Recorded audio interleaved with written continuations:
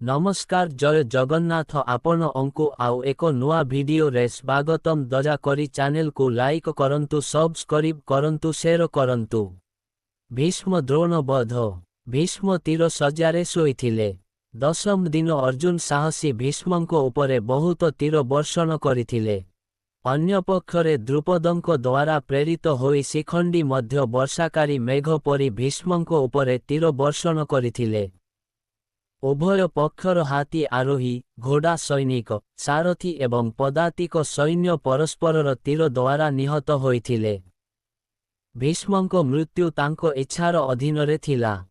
जेतेबेले पांडवमाने अनुभव कले जे जेपर्यंत भीष्म जीवित अछंती सेपर्यंत सेमाने एही युद्ध जीति पारिबे नाही, सेतेबेले श्रीकृष्णंको परामर्शरे सेमाने भीष्म पितामहंको तांको मृत्युर समाधान विषयरे पचारिले। से कहिले जे जेपर्यंत मो हातरे अस्त्र अछि सेपर्यंत महादेवंको व्यतीत केही मोते परास्त करि पारिबे नाही। से निजे पांडवमानंकु शिखंडीकु सामनारे रखी युद्ध लड़िबाकु परामर्श देइथिले। से जानिथिले जे शिखंडी तांको पूर्व जन्मरे अंबा थिले, तेणु से तांकु एक कन्या बोली मानिथिले। दशम दिनरे युद्धरे अर्जुन शिखंडींकु तांको रथरे सामनारे बसाइले। शिखंडींकु आगकु देखि भीष्म तांकर धनु छाड़ी देले। से तांकर अस्त्र छाड़िबा परे अर्जुन तांकु बाण सज्जारे शोइबाकु देले। से उत्तरायण पाई अपेक्षा करी भगवान विष्णुंको ध्यान एवं स्तुति करिबारे समय बिताइबा आरंभ कले। भीष्म बाण सज्जारे पड़िबा परे जेतेबेले दुर्योधन दुखरे विरक्त होइगले, सेतेबेले आचार्य द्रोण सेनार दायित्व ग्रहण कले। अन्य पक्षरे धृष्टद्युम्न उत्सव पालन करुथिबा पांडव सेनार सेनापति हेले। उभयंको मध्यरे एक भयंकर युद्ध होइथिला, जहा जमलोकर जनसंख्या वृद्धि करिबाकु जाउथिला। युद्धर त्रयोदश दिनरे कौरव सेनार मुख्य सेनापति गुरु द्रोणाचार्यंको द्वारा युधिष्ठिरंकु हत्या करा जाइथिला। पांडवमानंकु बंदी करिबा पाई चक्रव्यूह पद्मव्यूह सृष्टि होइथिला। पांडव पक्षरे केवल कृष्ण एवं अर्जुन चक्रव्यूह किपरि भेद करिबे ताहा जानिथिले।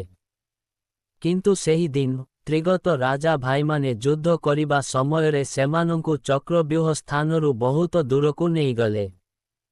त्रिगत दुर्योधनंको अधीनरे एक राज्य थिला। अर्जुनंको पुत्र अभिमन्यु केवल चक्रव्यूहरे किपरि प्रवेश करिबे ताहा जानिथिले, एथिरु किपरि बाहरिबे ताहा नुहे, जहा से तांको मातृ गर्भरे थिबा समयरे शुनिथिले एवं तांको पिता अर्जुन तांको मातांको एही पद्धति बुझाउथिले एवं मझिरे से शोई पड़िले। किंतु अभिमन्यु चक्रव्यूहरे प्रवेश करिबा मात्रे सिंधु राजा जयद्रथ प्रवेशको अवरोध करिथिले एवं अन्य पांडवमानंकु प्रवेश करिबाको अनुमति देई नथिले। ता परे अभिमन्यु शत्रु मंडलरे एका रहिगले। एकाकी थिबा सत्वे से साहसर सहित युद्ध करिथिले एवं एकाकी कौरव सेनार महान योद्धामानंकु परास्त करिथिले, जेउंथिरे कर्ण द्रोण एवं दुर्योधन निजे थिले। गुरु द्रोणंको निर्देश अनुसारे कर्ण एवं दुर्योधन अभिमन्युंकु हत्या करिबाकु निष्पत्ति नेइथिले। कर्ण एक तीर मारी अभिमन्युंको धनु एवं तांको रथर एक चौक भांगी देइथिले, जहा फलरे से भूमिरे पड़िगले एवं अन्य कौरव माने तांको आक्रमण कले। एही युद्धरे अभिमन्युंको मृत्यु होइथिला। युद्ध शेषरे जेतेबेले अर्जुन जानी पारिले जे अभिमन्युंको मृत्युरे जयद्रथंकर सबुठारु बड़ हाथ अछि, से प्रतिज्ञा कले जे से परदिन सूर्यास्त पूर्वरु जयद्रथंकु हत्या करिबे, नचेत अग्नि समाधि नेई आत्महत्या करिबे। चतुर्दश दिनर युद्ध सूर्यास्त पर्यंत अविराम चालिला एवं भीमंको पुत्र घटोत्कच, जिए कि जणे अर्ध दानव थिले, कौरव सेना को बहु परिमाणरे हत्या करि चालिले। साधारणतः राक्षसमाने रातिरे बहुत शक्तिशाली होई जांती। दुर्योधन एवं कर्ण साहसर सहित तांको सहित युद्ध कले। ଶେଷରେ ଯେତେବେଳେ ମନେ ହେଉଥିଲା ଯେ ଘଟୋତ୍କଚ ସେହି ରାତିରେ ସମଗ୍ର କୌରବ ସେନାକୁ ଧ୍ୱଂସ କରିଦେବେ, ଦୁର୍ଯ୍ୟୋଧନ କର୍ଣ୍ଣଙ୍କୁ ଯେକୌଣସି ଉପାୟରେ ଏହି ସମସ୍ୟାରୁ ମୁକ୍ତି ପାଇବାକୁ ଅନୁରୋଧ କଲେ। କର୍ଣ୍ଣଙ୍କୁ ଘଟୋତ୍କଚ ଉପରେ ଶକ୍ତି ଅସ୍ତ୍ର ବ୍ୟବହାର କରିବାକୁ ବାଧ୍ୟ କରାଯାଇଥିଲା। ଦେବରାଜ ଇନ୍ଦ୍ର କର୍ଣ୍ଣଙ୍କୁ ଏହି ଅସ୍ତ୍ର ପ୍ରଦାନ କରିଥିଲେ ତାଙ୍କ ଦାନଶୀଳତାର ସ୍ୱୀକୃତି ସ୍ୱରୂପ, ଯେତେବେଳେ କର୍ଣ୍ଣ ତାଙ୍କର କବଚ, କୁଣ୍ଡଳ ଇନ୍ଦ୍ରଙ୍କୁ ଦାନ କରିଥିଲେ। କିନ୍ତୁ କର୍ଣ୍ଣ ଏହି ଅସ୍ତ୍ରକୁ କେବଳ ଥରେ ବ୍ୟବହାର କରିପାରିବେ, ତା ପରେ ଏହା ଇନ୍ଦ୍ରଙ୍କ ନିକଟକୁ ଫେରି ଆସିବ।